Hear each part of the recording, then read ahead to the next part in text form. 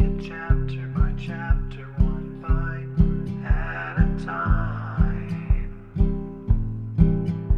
So many adventures and mountains we can climb. Take it word for word, line by line, one bite at a time.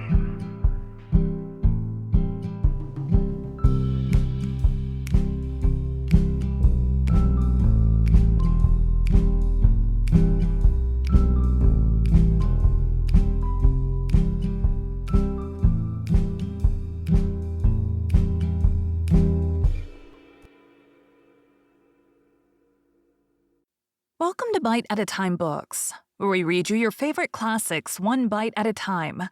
My name is Bree Carlile, and I love to read, and wanted to share my passion with listeners like you.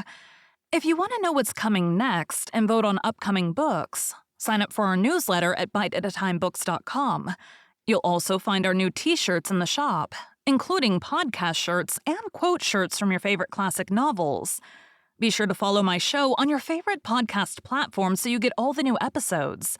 You can find most of our links in the show notes. But also our website, biteatatimebooks.com, includes all of the links for our show, including to our Patreon to support the show, and YouTube, where we have special behind the narration of the episodes.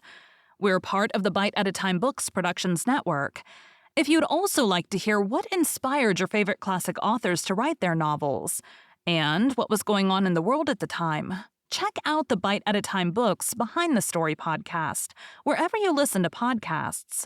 Please note, while we try to keep the text as close to the original as possible, some words have been changed to honor the marginalized communities who've identified the words as harmful, and to stay in alignment with Bite at a Time Books' brand values. Today we'll be continuing The Adventures of Tom Sawyer by Mark Twain. Chapter 31. Now to return to Tom and Becky's share in the picnic. They tripped along the murky aisles with the rest of the company, visiting the familiar wonders of the cave. Wonders dubbed with rather over-descriptive names such as the drawing room, the cathedral, Aladdin's palace, and so on. Presently, the hide-and-seek frolicking began, and Tom and Becky engaged in it with zeal until the exertion began to grow a trifle wearisome. Then they wandered down a sinuous avenue, holding their candles aloft and reading the tangled webwork of names, dates, post office addresses, and mottos with which the rocky walls had been frescoed, in candle smoke. Still drifting along and talking, they scarcely noticed that they were now in a part of the cave whose walls were not frescoed. They smoked their own names under an overhanging shelf and moved on. Presently, they came to a place where a little stream of water, trickling over a ledge and carrying a limestone sediment with it, had, in the slow-dragging ages, formed a laced and ruffled Niagara in gleaming and imperishable stone. Tom squeezed his small body behind it in order to illuminate it for Becky's gratification. He found that it curtained a sort of steep natural stairway, which was enclosed between narrow walls, and at once the ambition to be discoverer seized him. Becky responded to his call, and they made a smoke mark for future guidance, and started upon their quest. They wound this way and that, far down into the secret depths of the cave, made another mark, and branched off in search of novelties to tell the upper world about. In one place they found a spacious cavern, from whose ceiling depended a multitude of shining stalactites, of the length and circumference of a man's leg. They walked all about it, wondering and admiring, and presently left it by one of the numerous passages that opened into it. This shortly brought them to a bewitching spring, whose basin was encrusted with a frostwork of glittering crystals. It was in the midst of a cavern whose walls were supported by many fantastic pillars which had been formed by the joining of great stalactites and stalagmites together, the result of the ceaseless water drip of centuries. Under the roof, vast knots of bats had packed themselves together, thousands in a bunch. The lights disturbed the creatures, and they came flocking down by hundreds, squeaking and darting furiously at the candles. Tom knew their ways, and the danger of this sort of conduct. He seized Becky's hand and hurried her into the first corridor that offered, and none too soon, for a bat struck Becky's light out with its wing while she was passing out of the cavern. The bats chased the children a good distance, but the fugitives plunged into every new passage that offered and at last got rid of the perilous things. Tom found a subterranean lake, shortly, which stretched its dim length away until its shape was lost in the shadows. He wanted to explore its borders, but concluded that it would be best to sit down and rest a while first. Now, for the first time, the deep stillness of the place laid a clammy hand upon the spirits of the children. Becky said, "Why, I didn't notice, but it seems ever so long since I heard any of the others.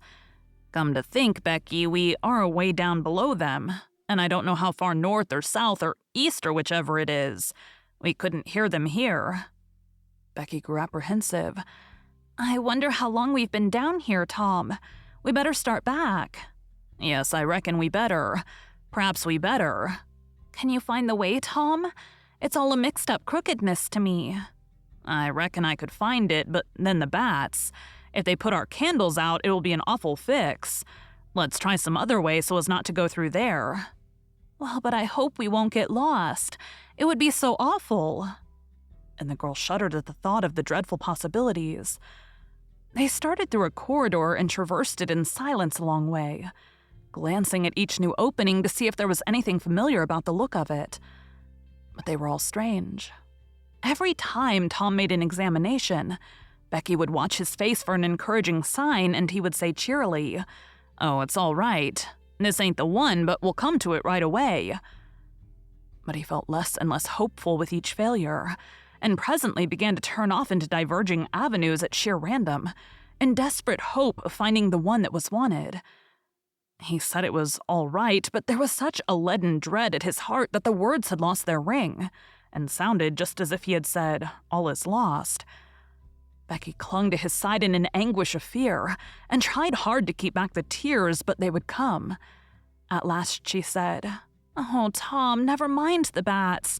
Let's go back that way. We seem to get worse and worse off all the time." "Listen," said he. Profound silence. Silence so deep that even their breathings were conspicuous in the hush. Tom shouted. The call went echoing down the empty aisles and died out in the distance in a faint sound that resembled a rippling of mocking laughter. "Oh, don't do it again, Tom. It is too horrid," said Becky. "It is horrid, but I better, Becky. They might hear us, you know." And he shouted again. The might was even a chillier horror than the ghostly laughter. It so confessed a perishing hope. The children stood still and listened. But there was no result. Tom turned upon the back track at once and hurried his steps. It was but a little while before a certain indecision in his manner revealed another fearful fact to Becky. He could not find his way back. "Oh, Tom, you didn't make any marks." "Becky, I was such a fool. Such a fool, I never thought we might want to come back. No, I can't find the way, it's all mixed up." Tom, we're lost, we're lost. We never can get out of this awful place. Oh, why did we ever leave the others?" She sank to the ground and burst into such a frenzy of crying that Tom was appalled with the idea that she might die or lose her reason. He sat down by her and put his arms around her. She buried her face in his bosom. She clung to him. She poured out her terrors, her unavailing regrets, and the far echoes turned them all to jeering laughter. Tom begged her to pluck up hope again. She said she could not.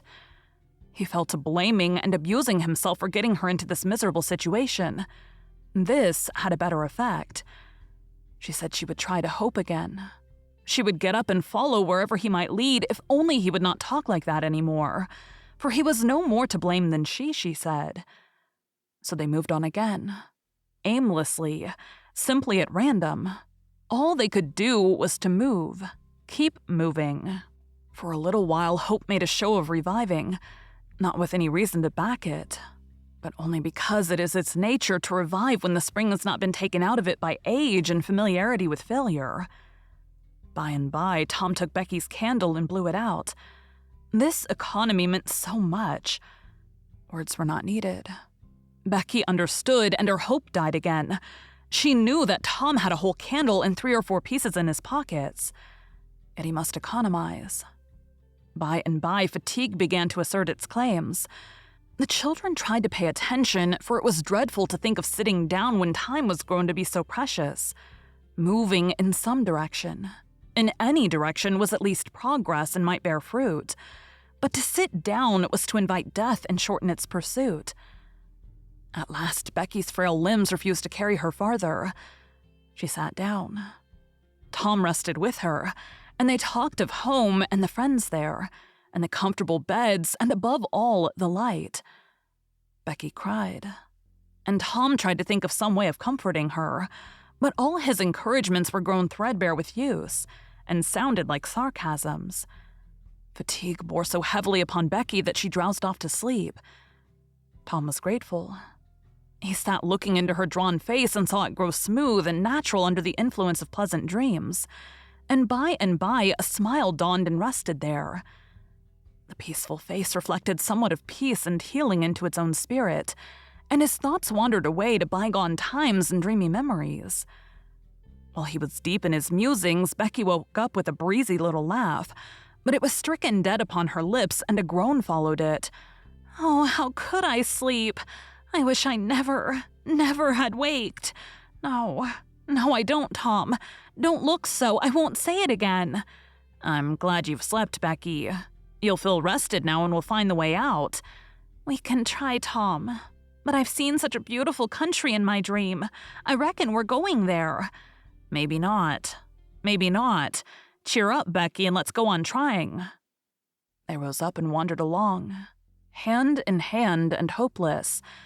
They tried to estimate how long they had been in the cave, but all they knew was that it seemed days and weeks, and yet it was plain that this could not be, for their candles were not gone yet. A long time after this, they could not tell how long. Tom said they must go softly and listen for dripping water. They must find a spring. They found one presently, and Tom said it was time to rest again. Both were cruelly tired, yet Becky said she thought she could go a little farther. She was surprised to hear Tom dissent. She could not understand it. They sat down, and Tom fastened his candle to the wall in front of them with some clay. Thought soon was busy. Nothing was said for some time. Then Becky broke the silence. "Tom, I'm so hungry." Tom took something out of his pocket. "Do you remember this?" said he. Becky almost smiled. "It's our wedding cake, Tom." "Yes, I wish it was as big as a barrel, for it's all we've got." "I saved it from the picnic for us to dream on, Tom, the way grown-up people do with wedding cake, but it'll be our—" She dropped the sentence where it was. Tom divided the cake, and Becky ate with good appetite, while Tom nibbled at his moiety. There was an abundance of cold water to finish the feast with. By and by, Becky suggested that they move on again. Tom was silent a moment. Then he said, "Becky, can you bear it if I tell you something?" Becky's face paled, but she thought she could. "Well then, Becky, we must stay here where there's water to drink. That little piece is our last candle." Becky gave loose to tears and wailings. Tom did what he could to comfort her, but with little effect. At length, Becky said, "Tom." "Well, Becky?" "They'll miss us and hunt for us." "Yes, they will. Certainly they will." "Maybe they're hunting for us now, Tom." "Why, I reckon maybe they are. I hope they are." "When would they miss us, Tom?" "When they get back to the boat, I reckon." "Tom, it might be dark then. Would they notice we hadn't come?" "I don't know. But anyway, your mother would miss you as soon as they got home." A frightened look in Becky's face brought Tom to his senses, and he saw that he had made a blunder. Becky was not to have gone home that night. The children became silent and thoughtful. In a moment, a new burst of grief from Becky showed Tom that the thing in his mind had struck hers also, that the Sabbath morning might be half spent before Mrs. Thatcher discovered that Becky was not at Mrs. Harper's. The children fastened their eyes upon their bit of candle and watched it melt slowly and piteously away, saw the half-inch of wick stand alone at last, saw the feeble flame rise and fall, climb the thin column of smoke, linger at its top a moment, and then the horror of utter darkness reigned. How long afterward it was that Becky came to a slow consciousness that she was crying in Tom's arms, neither could tell. All that they knew was that after what seemed a mighty stretch of time, both awoke out of a dead stupor of sleep and resumed their miseries once more. Tom said it might be Sunday now. Maybe Monday. He tried to get Becky to talk, but her sorrows were too oppressive. All her hopes were gone. Tom said that they must have been missed long ago, and no doubt the search was going on. He would shout, and maybe someone would come. He tried it. But in the darkness, the distant echoes sounded so hideously that he tried it no more. The hours wasted away, and hunger came to torment the captives again. A portion of Tom's half of the cake was left. They divided and ate it, but they seemed hungrier than before. The poor morsel of food only whetted desire. By and by, Tom said, "Shh, do you hear that?" Both held their breath and listened. There was a sound like the faintest far-off shout. Instantly, Tom answered it and, leading Becky by the hand, started groping down the corridor in its direction. Presently, he listened again. Again, the sound was heard, and apparently a little nearer. "It's them," said Tom. "They're coming. Come along, Becky, we're all right now." The joy of the prisoners was almost overwhelming. Their speed was slow, however, because pitfalls were somewhat common and had to be guarded against. They shortly came to one and had to stop. It might be 3 feet deep. It might be 100. There was no passing it at any rate. Tom got down on his breast and reached as far down as he could. No bottom. They must stay there and wait until the searchers came. They listened. Evidently, the distant shoutings were growing more distant. A moment or two more, and they had gone altogether. The heart-sinking misery of it. Tom whooped until he was hoarse, but it was of no use. He talked hopefully to Becky, but an age of anxious waiting passed and no sounds came again. The children groped their way back to the spring. The weary time dragged on. They slept again and awoke famished and woe-stricken. Tom believed it must be Tuesday by this time. Now an idea struck him. There were some side passages near at hand. It would be better to explore some of these than bear the weight of the heavy time in idleness. He took a kite line from his pocket, tied it to a projection, and he and Becky started, Tom in the lead, unwinding the line as he groped along. At the end of 20 steps, the corridor ended in a jumping-off place. Tom got down on his knees and felt below, and then as far around the corner as he could reach with his hands conveniently. He made an effort to stretch yet a little farther to the right, and at that moment, not 20 yards away, a human hand holding a candle appeared from behind a rock. Tom lifted up a glorious shout, and instantly that hand was followed by the body it belonged to, Joe's. Tom was paralyzed. He could not move. He was vastly gratified the next moment to see the Spaniard take his heels and get himself out of sight. Tom wondered that Joe had not recognized his voice and come over and killed him for testifying in court, but the echoes must have disguised the voice. Without doubt, that was it, he reasoned. Tom's fright weakened every muscle in his body. He said to himself that if he had strength enough to get back to the spring, he would stay there, and nothing should tempt him to run the risk of meeting Joe again. He was careful to keep from Becky what it was he had seen. He told her he had only shouted for luck. But hunger and wretchedness rise superior to fears in the long run. Another tedious wait at the spring, and another long sleep brought changes. The children awoke tortured with a raging hunger. Tom believed that it must be Wednesday or Thursday or even Friday or Saturday now, and that the search had been given over. He proposed to explore another passage. He felt willing to risk Joe and all other terrors, but Becky was very weak. She had sunk into a dreary apathy and would not be roused. She said she would wait now, where she was, and die. It would not be long. She told Tom to go with the kite line and explore if he chose, but she implored him to come back every little while and speak to her, and she made him promise that when the awful time came, he would stay by her and hold her hand until it was all over. Tom kissed her, with a choking sensation in his throat, and made a show of being confident of finding the searchers or an escape from the cave. Then he took the kite line in his hand and went groping down one of the passages on his hands and knees, distressed with hunger and sick with bodings of coming doom. Thank you for joining Bite at a Time Books today, while we read a bite of one of your favorite classics.